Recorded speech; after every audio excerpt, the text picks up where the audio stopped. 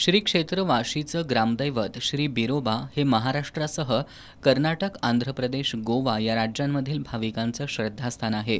यंदा 11 ते 15 मार्च या कालावधीत श्री बिरदेवाची त्रैवार्षिक जळ यात्रा संपन्न होणार आहे.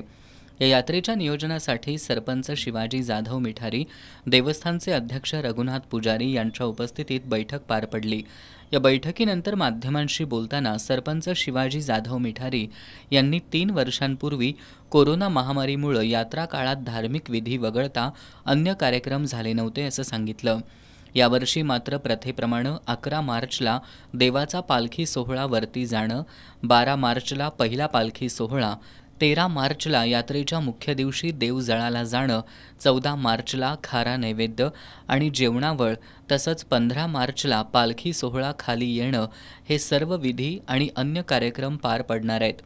यात्रा काळात 6 ते 7 लाख भाविक दर्शनासाठी येतील असा अंदाज आहे.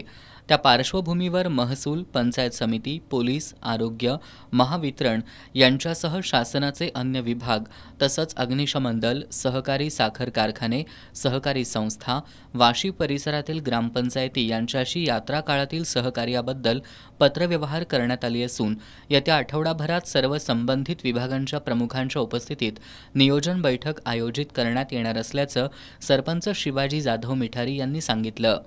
या पत्रकार परिषदेला उपसरपंच जयसिंग पाटील, देवस्थानचे उपाध्यक्ष रंगराव रानगे, ग्रामविकास अधिकारी PM भोपळे, सचिव धनाजी रानगे, सर्व ग्रामपंचायत सदस्य, देवस्थान कमिटी सदस्यांसह पोलीस पाटील विनायक उल्पे उपस्थित होते.